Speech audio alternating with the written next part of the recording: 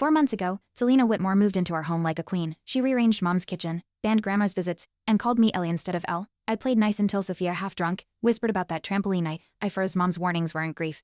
They were clues. I wore her hoodie and started digging. Selena's designer bags are packed now, fraud insurance and something darker. She's not walking away clean. Subscribe so you don't miss what's next. Before the accident, Mom and I would lie on the trampoline counting stars. We shared secrets, pinky promises, and summer plans. Then came the fall. Her spine shattered, and our world did too. Dad vanished into conferences. He returned with Selena, icy, immaculate, and unsettling. She tossed Mom's photos, called her garden clutter, and smirked when I cried. Sophia took my room. I said yes. That was my first surrender. I didn't realize it would cost everything. Dad gave me a necklace, one silver, simple, with Mom's birthstone. I wore it to dinner the night Selena moved in. She called it tacky and handed me a minimalist pendant instead.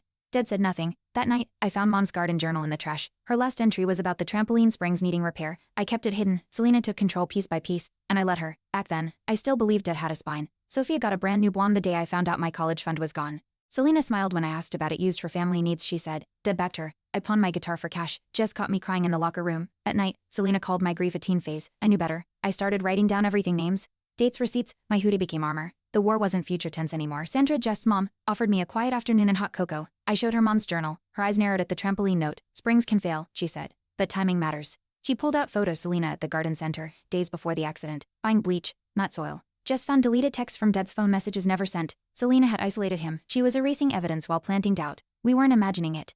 We were building a case. Mike, Mom's brother, visited unannounced. He asked about the garden statue. Selena said it broke in a storm. Funny, we hadn't had one. Later, he asked if I still had Mom's old jump logs. I lied and said no. That night, I hid the flash drive deeper. Mike smelled something rotten. He gave me a burner phone for safety, he said. I stopped calling Selena stepmom after that. The line between fear and fact was fading fast. One night, I heard whispers through the vent. Selena's voice cold, clipped. If the police ask. It was a slip. Sophia's whimper followed. I recorded it. Next day, Selena accused me of stealing jewelry. I was grounded, phone confiscated. Jess slipped the burner back through my window. She's scared of you now, she said. That night, I copied files to the cloud. I wasn't just documenting, I was preparing. Selena didn't know I had already flipped the script. Sophia caught me in the garage with Mom's old laptop. She didn't yell, she cried. She said not to ask about the trampoline. She whispered. I thought it was just weird.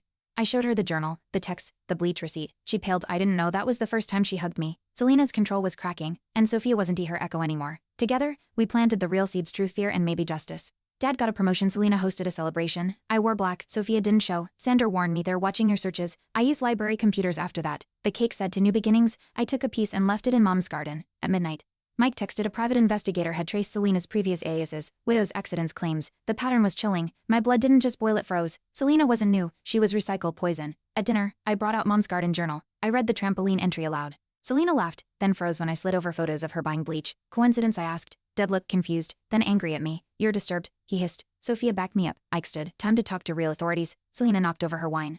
Enough theatrics, she snapped. But the room wasn't with her anymore. I saw it in their eyes. Something shifted. Selena tried charm. She denied everything, called us paranoid. But then Jess played the whisper recording through Bluetooth. If the police ask, Selena lunged for the phone. Mike blocked her. Dad stood silent, shaking. Sophia whispered. She said Mom was weak. The air grew heavy. Grandma Ruth clutched Mom's pendant around my neck. You're not breaking this family again, I said. Selena's smile cracked. Her control splintered. We weren't fractured anymore. We were united finally. That night, Selena disappeared, her closet half empty, drawers wiped, but she left the bleach bottle behind. No label, just threat. I filed a report with Sandra. Mike hired the investigator full-time. Sophia moved into Jess for safety. Dad refused to speak. I couldn't sleep, checked locks 3 times. Grandma lit candles in Mom's garden. We need light to face dark, she said. I kept Mom's hoodie close. My hands shook, but not from fear, from readiness. 2 days later, an envelope arrived, no return address. Inside, Mom's locket, bloodstained. The message, careful what you dig. I dropped it. Jess called Sandra. Mike stormed in. She's escalating, he said. Police took the evidence, but without fingerprints, it stalled. I stared at the trampoline springs through the window.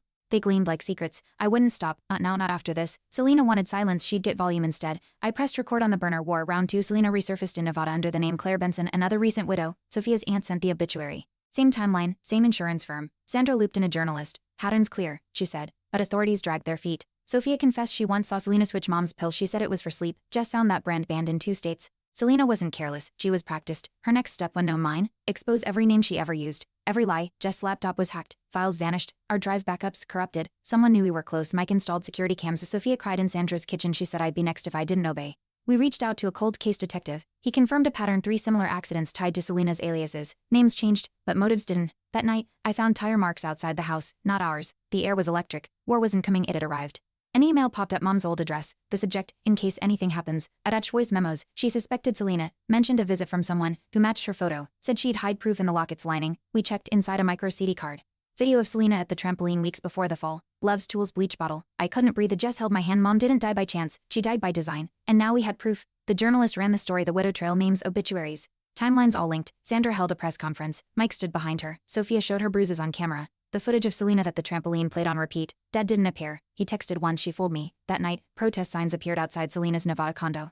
Justice for Ellie's mom. Investigate Claire Benson. Selena fled again. But this time, the world was watching. She couldn't hide anymore. Grandma got a letter, no stamp, just dropped at her door. Inside, Mom's wedding ring scorched. A warning. We went to the police. They started a formal investigation. Cold cases reopened. Sandra secured a restraining order. Sophia legally changed her last name. Jess and I organized the files into a secure vault. I started therapy, not to forget but to endure. Selena wanted to haunt us.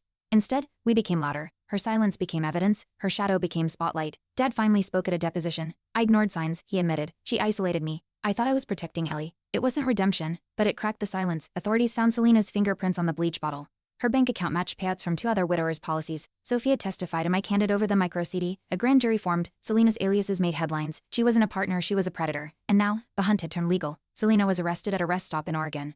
No dyed hair, burner phone in her purse. She claimed innocence. Blamed Sophia, even called me unstable. But the files, bruises, videos all screamed otherwise. The press called her the widow architect. Trial date set. Jess and I watched the announcement holding hands. Grandma baked Mom's favorite pie that night. For the first time in months, I laughed. Selena's power wasn't gone, but it was caged now. Selena's trial began with media frenzy. I testified first. My hands trembled, but my voice didn't. She erased my mother. I said it. The footage rolled. The courtroom gasped. Sandra squeezed my shoulder. Sophia's tears weren't fear, they were fire. Dad avoided my eyes. Grandma held my necklace through every word. Selena smirked until the jury saw the garden footage. That cracked her. Her mask slipped. The predator bled human. We weren't victims anymore. We were witnesses, warriors. In cross-examination, Selena claimed trauma made her forget details. The defense played her Nevada interviews, scripted lies. But then, a nurse testified she asked for bleach to clean a trampoline, said it was urgent. Jury jaws dropped. Sandra nodded. Grandma whispered, truth has weight. Jess posted court updates. Hashtags trended. Justice for Ellie's mom hit national news. That night, someone left roses at Mom's garden. We didn't know who, but we knew why. The silence was breaking.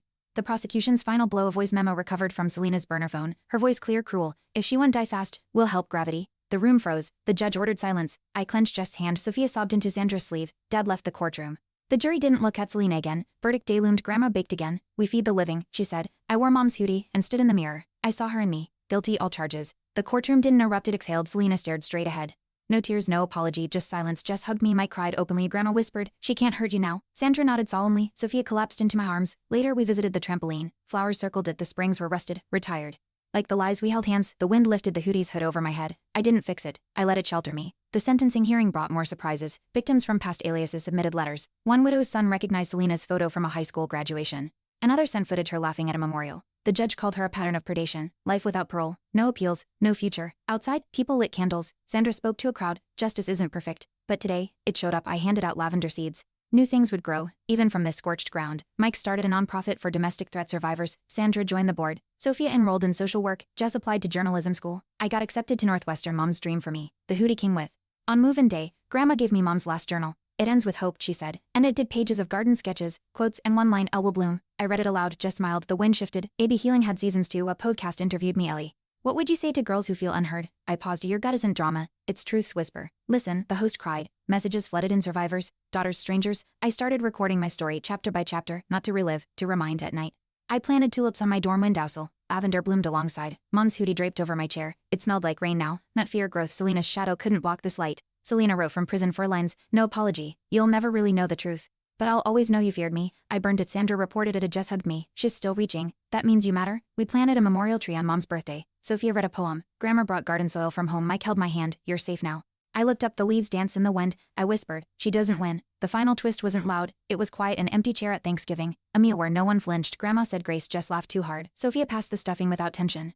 I wore earrings from Mom's first date with Dad. No ghosts clung to them. Just history. After dinner, I sat by the trampoline frame. Now a flower bed. I traced the edge. You're free now, Mom, I whispered. And in that stillness, I believed it. I walked through Mom's garden barefoot.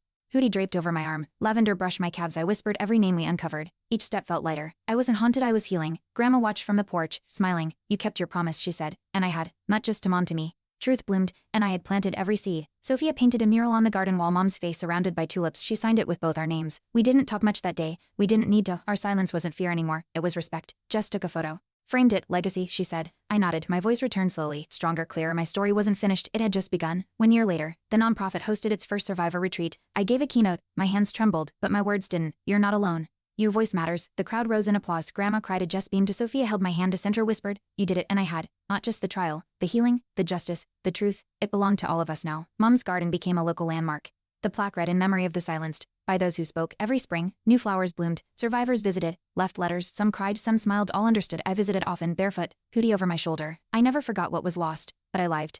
Fully, loudly, honestly, Mom didn't just die, she left a path, I walked it. Thanks for watching, hit subscribe to check out more stories on my channel.